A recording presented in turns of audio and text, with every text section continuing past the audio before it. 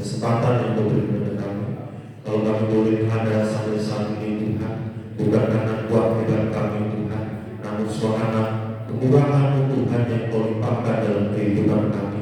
Terima kasih Tuhan, terima kasih Yesus. Ya Tuhan, kami sudah menaikkan setiap pujian kebenaran kami di hadapan-Mu. Dan tiba saatnya kami akan duduk Tuhan untuk mendengarkan firman-Mu. Engkau buka hati dan pikiran kami Tuhan, agar kami dapat tertuju kepada firman-Mu. Engkau sudah bilang hamba-Mu Tuhan, Yesus berikan daun di belakang salib-Mu yang kudus.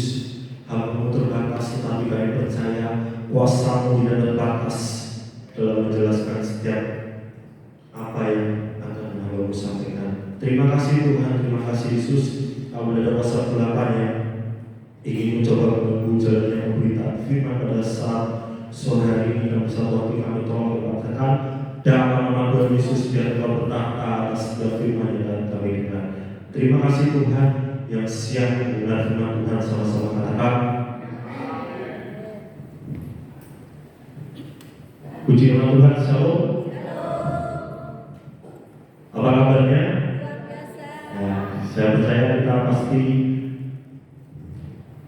diberikan kesempatan buat Tuhan untuk kita dapat kembali datang beribadah tempat ini untuk kita memuji dan mendengarkan firman Tuhan. Itu merupakan suatu bentuk anugerah yang Tuhan curahkan dalam kehidupan kita, yang kita patut syukuri. Terima kasih juga buat pengurus yang memberikan kesempatan kepada saya untuk menyampaikan kebenaran firman Tuhan. Pada saat sore hari ini kita sama-sama belajar kebenaran firman Tuhan. Saya bukan mengajar Bapak Ibu Saudara sekalian, tapi kita sama-sama belajar untuk kita mendengarkan firman Tuhan. Dalam hidup ini kita pasti mengalami banyak hal. Hal-hal terjadi bisa saja baik, bisa saja juga buruk. Tapi ada satu hal yang harus dilakukan setiap saat sebagai orang percaya, adalah kita selalu mengucap syukur. Teman-teman dewasa muda yang dikasih nama Tuhan, di sini dijelaskan bagaimana dalam setiap kehidupan kita sebagai orang-orang percaya, orang yang dikasih oleh Tuhan, kita pasti mengalami banyak masalah, kita pasti mengalami banyak problema yang terjadi dalam kehidupan kita. Mungkin masalah itu baik maupun masalah itu buruk yang terjadi dalam kehidupan kita. Tetapi kita tahu bahwa semua masalah yang terjadi yang datang dalam kehidupan kita itu merupakan suatu kehendak Tuhan, suatu yang Tuhan izinkan dalam kehidupan kita, agar kita dapat belajar dari setiap masalah, setiap persoalan yang kita hadapi dalam kehidupan kita. Mungkin ketika kita mengalami masalah, kita menghadapi pencobaan, kita sering mengeluh, kenapa sih Tuhan kok memberi saya masalah begini? Kenapa sih Tuhan meninggalkan saya? Kenapa sih Tuhan mengizinkan masalah ini datang terus dan silih berganti? Nah, itu merupakan suatu bentuk yang Tuhan izinkan agar kita dapat belajar dari masalah yang Tuhan izinkan dalam setiap kehidupan kita, agar kita dapat selalu mengucap syukur.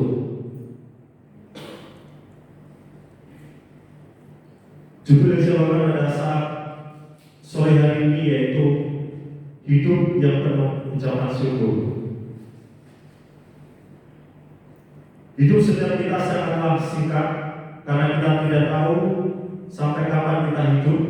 Pasti banyak peristiwa yang sudah terjadi dalam hidup kita, karena hidup ini akan terus berjalan sampai kita mati. Teman-teman dewasa muda yang terkasih dalam nama Tuhan Yesus Kristus, kita tahu bersama hidup kita itu sangat singkat. Hidup kita itu kita tidak tahu kapan Tuhan akan panggil kita. Kita tidak tahu Tuhan akan memanggil kita untuk kembali ke rumah Bapa kapan, kita tidak tahu. Karena yang memegang semuanya itu adalah Tuhan. Tuhan yang memegang kedaulatan, Tuhan yang mengatur setiap apa yang terjadi dalam kehidupan kita, baik itu menit, tahun, detik dan sebagainya. Itu merupakan suatu rancangan yang kita tidak bisa tahu yang kita bisa tebak. Kita tahu bersama bahwa dalam kehidupan ini kita dapat melihat banyak anak yang masih balita, yang masih dalam kandungan sudah dipanggil Tuhan. Banyak juga orang-orang yang masih muda, yang masih badannya masih sehat, masih kuat, tetapi sudah dipanggil Tuhan. Tetapi ada juga yang umurnya sudah 100 tahun ataupun lebih, tapi masih diberikan kesempatan buat Tuhan untuk dapat menjalankan setiap tugas yang dipercayakan. Nah, kita tidak tahu kapan Tuhan akan panggil kita, karena yang terjadi dalam setiap kehidupan kita itu pasti atas izin Tuhan.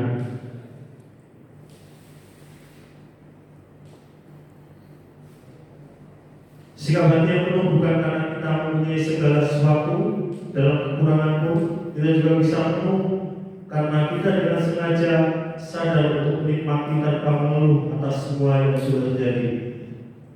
Teman-teman dewasa muda yang dikasihi dalam Tuhan, di sini dijelaskan bagaimana sikap hati kita yang penuh bukan karena kita mempunyai segala sesuatu, bukan karena kita mempunyai harta yang berlimpah, bukan karena kita mempunyai uang yang banyak, bukan karena kita mempunyai apa yang kita miliki namun orang lain tidak miliki, tetapi semua itu karena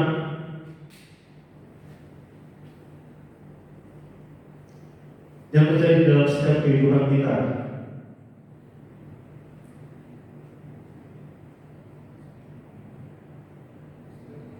Saudara kasih nama Tuhan, ketika kita mengalami berbagai banyak masalah, berbagai kekurangan yang ada dalam diri kita pasti merasa diri kita belum penuh, diri kita belum tercukupi. Namun kita pada saat sudah hari ini kita belajar bahwa hidup kita harus penuh dengan ucapan syukur. Selanjutnya, jadi bisa dikatakan bahwa mengucap syukur adalah cara supaya kita bisa menikmati dan menghargai apa yang Tuhan sudah berikan dalam hidup kita, karena segala sesuatu adalah dari Dia dan untuk kemuliaan Dia. Teman-teman di masa muda yang dikasihi nama Tuhan, di sini dijelaskan bagaimana mengucap syukur adalah cara supaya kita bisa menghargai apa yang Tuhan berikan dalam kehidupan kita, baik itu secara materi maupun secara non materi.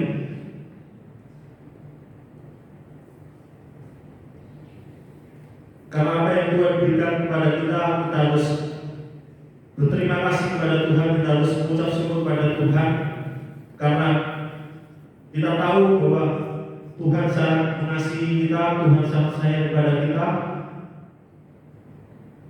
Tuhan ingin hidup kita menjadi berkat dan menjadi terang bagi siapapun. Selanjutnya, apa yang harus kita lakukan untuk menjalani hidup penuh ucapan syukur? Dalam 1 Tesalonika pasal yang ke-5 ayat yang 16 sampai 18, mari sama-sama kita buka Alkitab kita.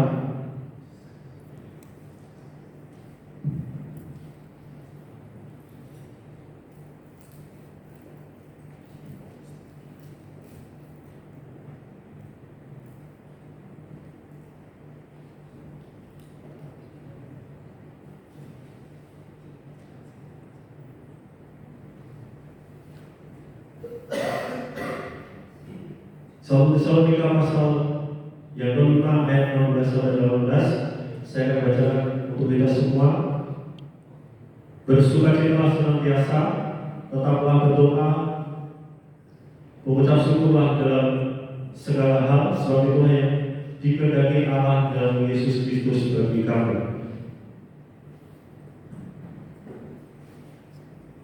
Apa sih inti penulisan dari surat 1 Tesalonika? Kalau kita melihat dalam pasal yang pertama sampai yang ketiga, Paulus menjelaskan tentang sukacita pelayanannya dalam memberitakan Injil Ia sampaikan tidak hanya menyelamatkan, tetapi juga memberikan sukacita baru atau sukacita yang didasari atas anugerah Tuhan buat kita.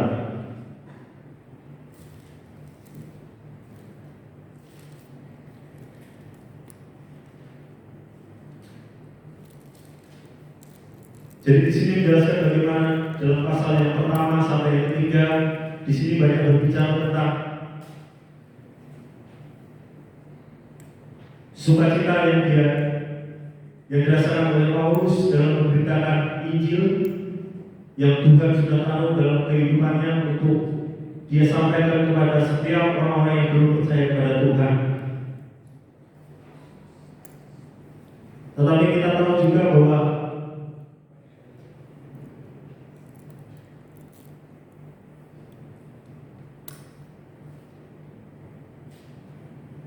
Injil yang Paulus berikan kepada setiap jemaat yang ada di Tesalonika merupakan suatu bukti bahwa keselamatan hanya ada di dalam Dia, keselamatan hanya ada di dalam Tuhan Yesus. Kemudian pasal yang keempat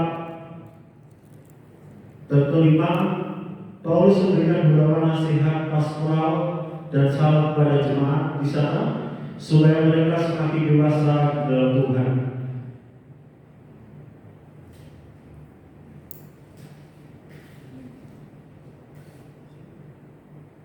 Jadi di sini menjelaskan bagaimana Paulus memberikan beberapa nasihat. Kalau kita melihat di dalam pasal yang keempat sampai yang kelima ini banyak berbicara tentang nasihat supaya kita hidup kudus, supaya kita berjaga-jaga.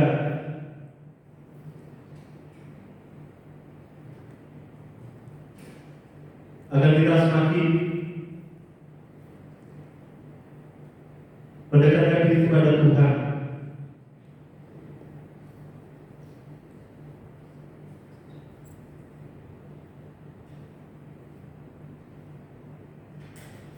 Fakta penulisan surat 1 Tesalonika pasal yang kelima ayat yang ke-16 sampai 18. Yang pertama merupakan nasihat pastoral mengenai gaya hidup jemaat. Jadi di sini menjelaskan bagaimana di dalam pembacaan kita dalam 1 Tesalonika pasal 5 ayat yang ke-16 sampai 18 ini berbicara tentang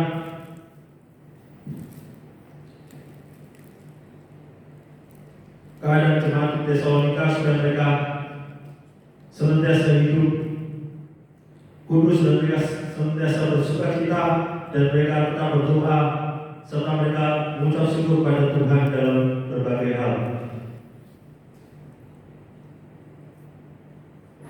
Kemudian yang kedua, gaya hidup jemaat yang kurang bersungguh-sungguh. Maka dari itu Rasul Paulus mengingat jemaat untuk terus berjaga-jaga. Teman-teman dewasa muda yang dikasihi nama Tuhan, kalau kita melihat dalam 1 Tesalonika pasal 5 ayat yang ke-16 sampai 18 bagaimana gaya hidup jemaat di Tesalonika yang kurang bersungguh-sungguh,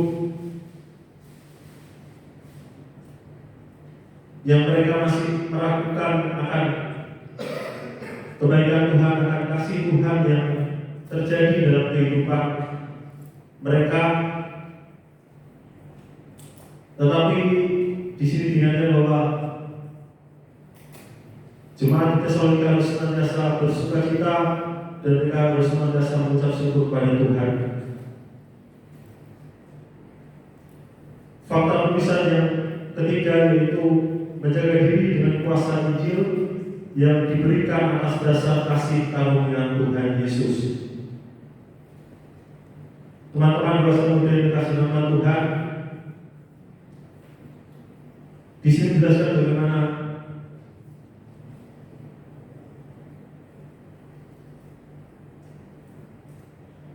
kita harus menjaga diri kita dengan kuasa Injil yang Tuhan berikan dalam kehidupan kita, supaya ketika kita mengalami berbagai banyak masalah yang ada dalam kehidupan kita berbagai banyak godaan yang terjadi dalam kehidupan kita,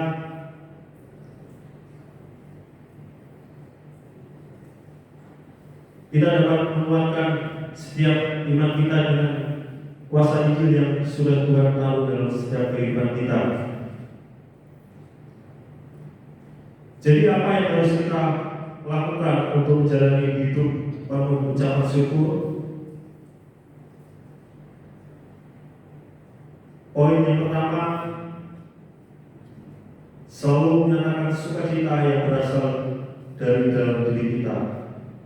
Dalam 1 Tesalonika pasal 5 ayat 16 dikatakan, bersukacitalah senantiasa. Jadi di sini maksudnya bukan ketika kita memiliki jam Rolex kita bersukacita, bukan karena kita memiliki sepatu branded kita bersukacita, bukan karena kita memiliki harta yang berlebih kita bersukacita, bukan karena kita memiliki mobil yang banyak kita bersukacita, bukan karena kita memiliki harta yang berlimpah kita bersukacita. Namun di sini dijelaskan bagaimana kita harus bersukacita dalam diri kita. Jadi di sini dijelaskan bagaimana Tuhan sudah mencurahkan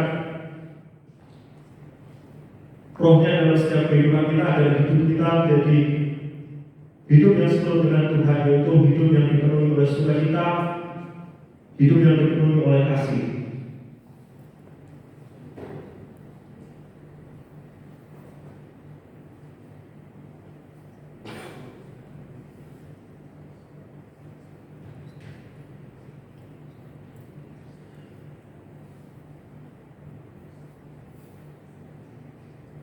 Jadi apa yang harus kita lakukan untuk menjalani hidup penuh ucapan syukur?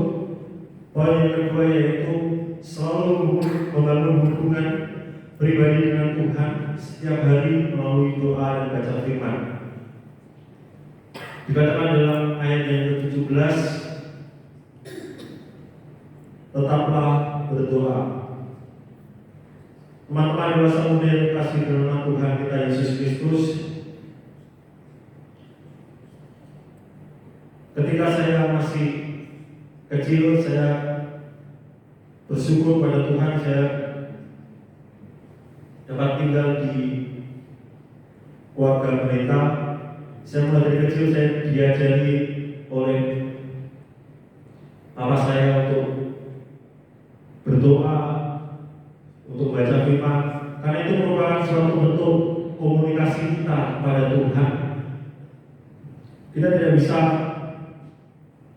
berkomunikasi dengan Tuhan melalui jejak kita, melalui apapun itu, tetapi kita hanya bisa berkomunikasi dengan Tuhan melalui setiap doa dan setiap firman yang kita baca. Jadi saya dari kecil sudah mulai dibiasakan untuk membaca firman, untuk berdoa kepada Tuhan.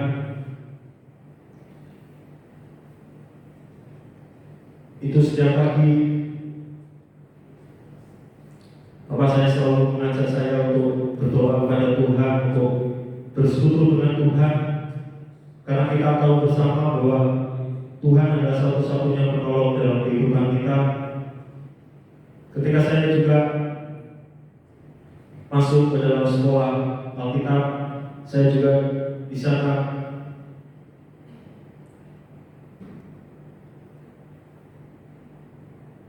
makin mendekatkan diri kepada Tuhan melalui doa dan melalui pembacaan firman yang saya lakukan setiap hari.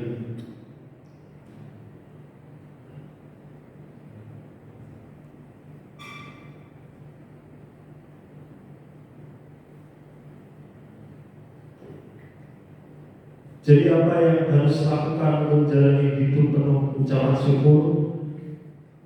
Dalam 1 Tesalonika pasal yang ke-5 ayat yang ke-18 dikatakan, mengucap syukurlah dalam segala hal, sebab itulah yang dikehendaki Allah di dalam Kristus Yesus bagi kamu.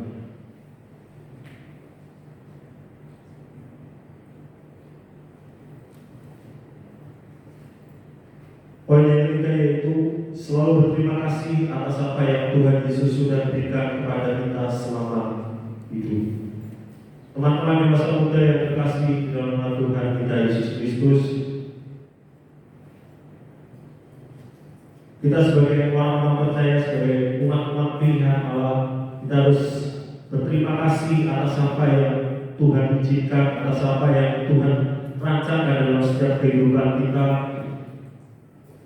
Mungkin ketika kita mendapat suatu berkat, kita berterima kasih kepada Tuhan.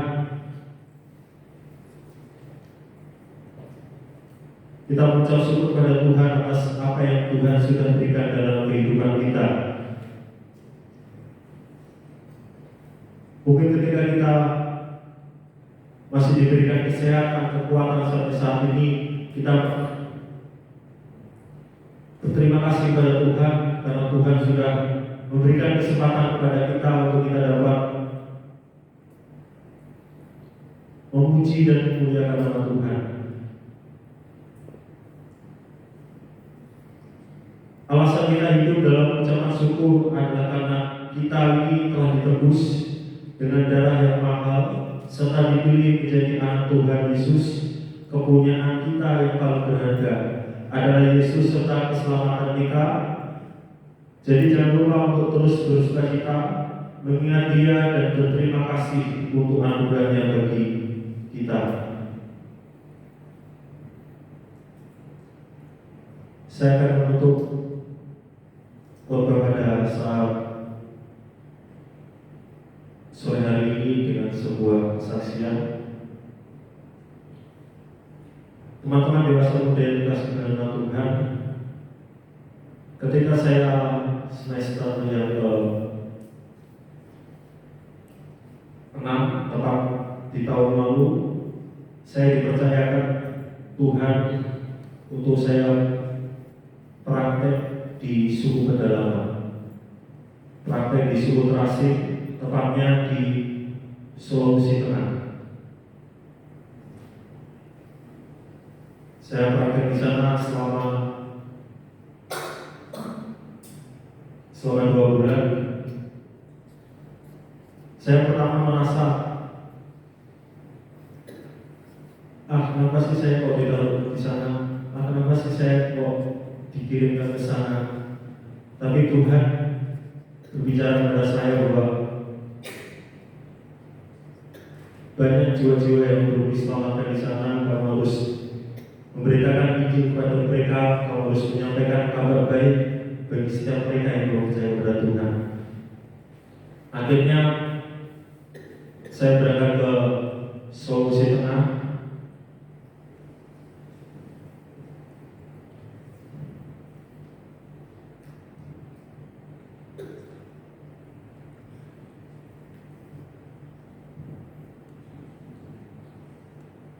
Saya berangkat, kemudian setelah saya tiba di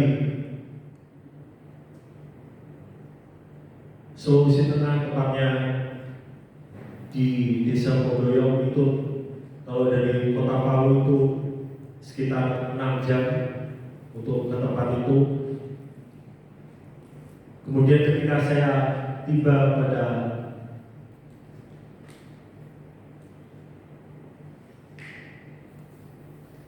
besok paginya, kemudian Ibu Gembala bilang, Joshua, kamu besok pelayanan misi yang ke suku Lauci.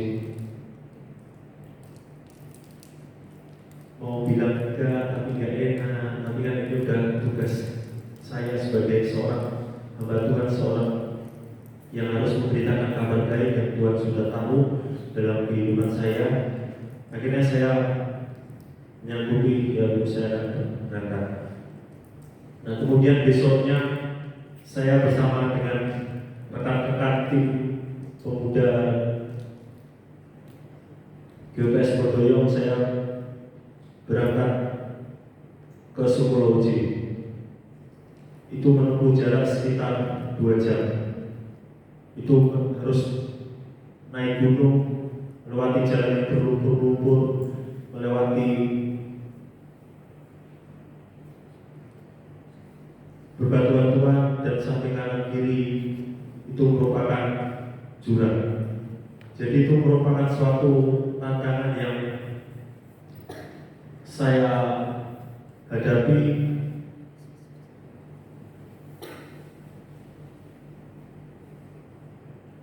Kemudian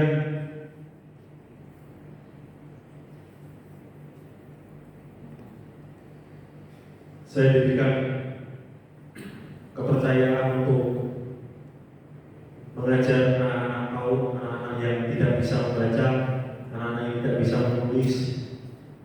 Karena di suku ini sangat takut kepada kita orang-orang Indonesia. Mereka sangat takut ketika mereka bertemu dengan kita, mereka itu akan bersembunyi di bawah meja. Nah, jadi itu yang saya alami ketika saya mendatangi mereka, mereka bersembunyi di bawah meja. Kemudian saya datangi mereka, kenapa kamu bersembunyi? Enggak apa-apa, takut. Enggak apa-apa, sini. Ya udah, akhirnya saya ceritakan tentang kebaikan Tuhan, tentang Tuhan Yesus dalam kehidupannya.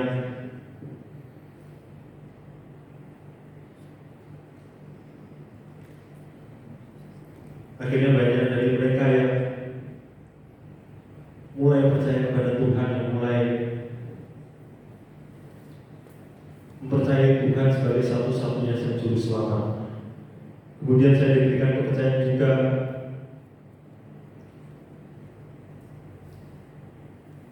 untuk menyampaikan misi di 3 pos PI. Karena di tempat saya praktek itu ada 3 pos PI. Yang pertama yaitu pos PI Monsi, yang kedua Tekoulu, yang ketiga pos PI Pinasaka.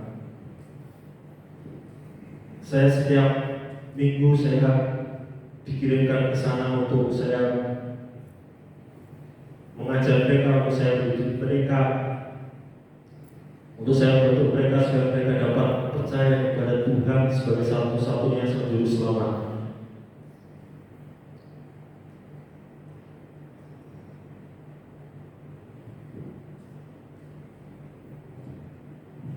Kemudian ketika saya menjalankan misi saya, menjalankan apa yang Tuhan sudah taruh dalam kehidupan saya sempat bertanya kepada Tuhan, Tuhan, saya nggak bisa begini, Tuhan, saya nggak bisa menyampaikan Injil-Mu Tuhan. Tetapi saya ingat di dalam kitab Yeremia, kita tahu bersama bahwa Yeremia tidak bisa apa-apa, tetapi dia dipakai oleh Tuhan untuk jadi alatnya, untuk jadi saksi bagi setiap orang yang belum percaya kepada Tuhan. Akhirnya saya diberikan oleh Tuhan kemampuan untuk dapat menyampaikan kabar baik yang Tuhan taruh dalam kehidupan saya.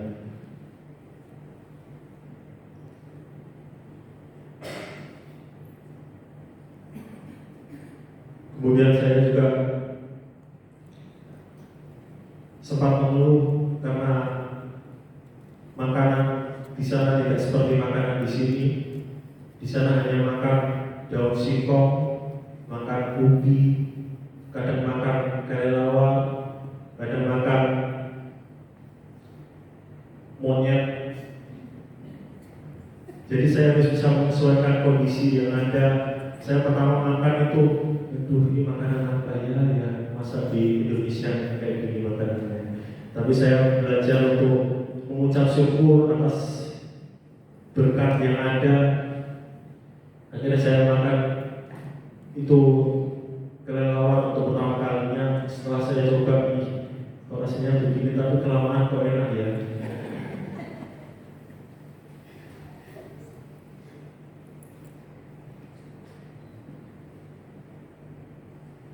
Jadi cara Tuhan dalam memberkati hidup saya selama saya di sana cukup dahsyat. Tuhan memberkati hidup saya. Dia selalu menyediakan berkat-berkat yang tidak pernah terpikirkan oleh saya.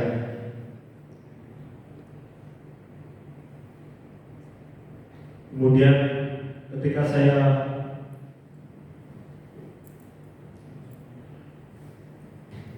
pelayanan misi, saya juga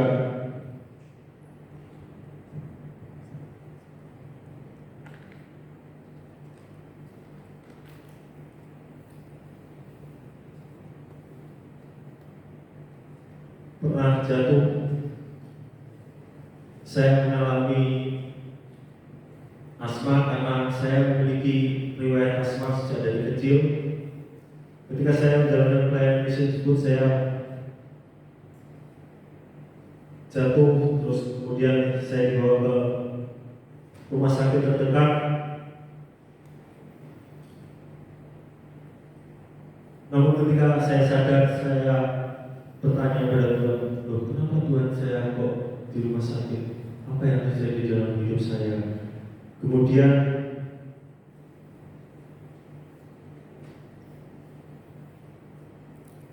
Tuhan mengingatkan kepada saya bahwa ini adalah proses yang Tuhan izinkan dalam kehidupanmu untuk kamu dapat menjadi alatku, menjadi sarana dalam pekabaran Injil. Kemudian dalam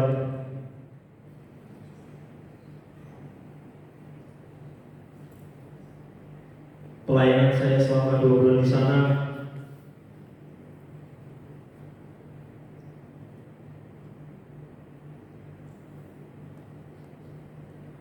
saya juga dapat belajar dari berbagai banyak penduduk di sana, bagaimana mereka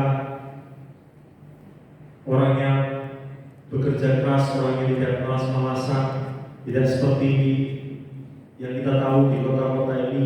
Banyak orang-orang yang bermalas-malasan, tapi kalau saya lihat di luar pulau sana, banyak orang-orang yang gigih dalam bekerja, dalam menjalankan setiap tugas yang mereka kerjakan.